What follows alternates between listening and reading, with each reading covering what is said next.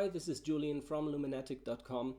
Today I'm critiquing images from Daniel. Daniel is a member of the Motorcycle Photographers Forum on Facebook, which is the place to learn and grow as a motorcycle photographer.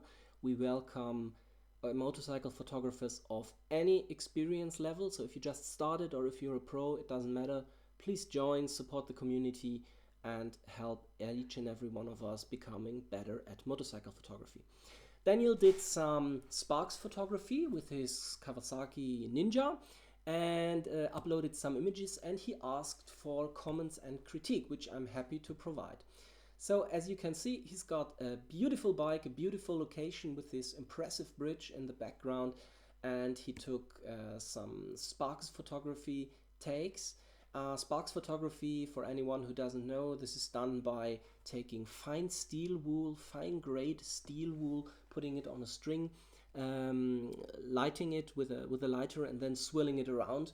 And the wind of the movement then makes the sparks glow and fly in every direction, and this can make really impressive images. And the first thing I noticed is you were very brave to be so close to the bike with it, because you don't have control over where the sparks fly. You can control it a little by seeing in which direction you are swirling the steel wool, in which plane, but as you can see, they fly everywhere. So this is dangerous for the bike and also for the surrounding. So if this is your bike, okay, this is your risk, because if one of those sparks, this is glowing metal, a spark is glowing metal, if it hits the paint or the seat, there could be burn damage. But okay, if this is your bike, this is your risk, but just keep in mind, if you're shooting another person's bike, then this is really a risk, because you can see here some sparks went over the bike and some hit the bike. So this is to be taken with great care. And the other thing is, in this image here, one of a bigger spark, which broke up into smaller ones, hit the bushes in the back. I don't know how dry it was when you shot this. You're wearing a t-shirt, it looks dry, the floor looks dry. So I thought, oh my god, I hope he didn't set everything on fire. So first thing, safety first. Take precautions that you don't hit anything which is flammable in the immediate surroundings, and have a fire extinguisher always available, so in case something happens, that you can extinguish a fire before it gets big. Safety first. But anyhow, if you're getting close, the pictures are becoming more impressive, and this is what has been shown here. So there's a lot of fire going on, a lot of sparks flying around. So now towards the critique.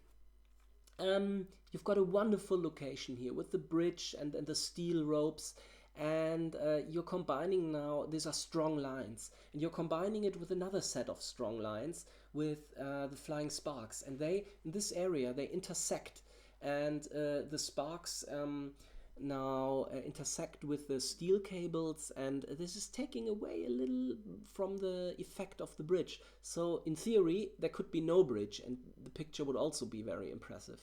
So first thing is, perhaps try another location and shoot from a lower angle without sparks. Oh no, shoot at this location, sorry, from a lower angle in a tele lens, so that the bridge is very big in the background, and lighten the bike with light painting, and then you've got an impressive picture of the bike. And for the sparks, take another setting where there aren't so strong lines in the background. So this is just my opinion. Keep in mind, everything I say, I'm not the Pope of photography, so everything I say is just my opinion. Second thing is, there is a person in the image. Obviously necessary, because somebody has to stand there and swing the steel wool. But the human brain is programmed to look at a person. If there's a person in the image, the brain will look, oh, there's a person, let's look at it. So the center of attention here is not the bike, not primarily the bike, but the person. This would be a completely different thing if you had worn biker clothing. I think this is you, Daniel, standing there. if you'd worn biker clothing, then there'd be a visual connection between you and the bike. You're looking at the bike, which is perfect, which is exactly, you are looking there, and the eye follows you, follows your gaze. So if you'd still there with biker clothing, then this, and the bike would be a little bit brighter, then this would be perfect, because then the eye would look, see, okay, oh, there's so much going on. There's this big circle with the sparks, and in the center is a person, okay, and the person is looking at a direction, so the viewer's eyes are directed through the image if you're doing this. And this is what I like a lot. This one here is a little bit too much. This part here is too bright and it's too overwhelming, and also the sparks are flying in front of the bike, so this one is just a little unruly. This one is well more ordered. Same here, also a lot of stuff going on, a lot of sparks here. This is case of trying to find out which exposure time is the best when doing this. So this takes a few tries. This one I like a lot because it looks as if the bike jumped out of a portal or something. Again, the thing with the person.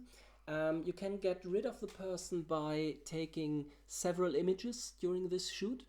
Set the camera on a tripod, compose your image, focus on the bike, and deactivate the autofocus. Now what you do by this is the camera will take the picture with exactly the same settings. If you refocus during each shot, the lenses inside the camera will shift back and forth to make the picture sharp, to focus, and by this the framing is changed a little bit. This is called focus breathing, and you can just get around by this by setting off deactivating the autofocus after focusing. And then you take one image without sparks, without any additional light, and then you have got the bridge and with the ambient light and the bike in darkness and without any person. And then you do the fire photography thing, the sparks thing, and then you perhaps do one shot where you illuminate the bike with your flashlight or your torch. And then if you're very fancy, you can do one image with just the headlights of the bike on, and then you can combine these images in Photoshop by setting the layer blending mode to lighten. And then you can also edit out the person here, again, if the person is not in biker clothing. And this can be done by just choosing to display the parts in the image here in the circle which are from the exposure without anything. Then you've got just the clear background and you can clear the circle here. So this is a little tricky, and but it's not too difficult in Photoshop, and I've uploaded another video where I show how to edit these images. So again, this one I like a lot because it has this portal style, but to make it really a perfect portal picture, the wheels, the front wheels should be straightened to look really go ahead. The headlights should be on, and then you could also take an image of somebody else sitting on the bike in biker clothing and spinning behind this, and then there are so many ideas, perhaps with even photoshopping another image in the circles, so that as if you're coming from another dimension. So there are so many cool ideas you can have and do with this. Okay, this part here is a little dark. If something would happen here, for example, if the headlights were on, then I think this could also lighten up the image a little.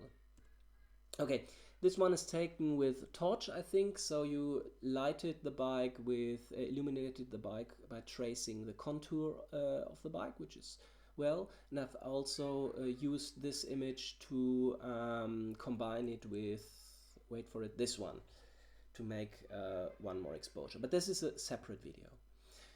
Okay, so much from my side. I hope I could help you and give you some ideas on how to make the motorcycle photography even more effectful. Remember, the bike has to be a little bit lighter here. You have to combine it with something like this to have the sparks flying around and the bike being in the center of attention. So, Very well done, Daniel, and I'm looking forward to see more of your photography. Thank you very much and bye.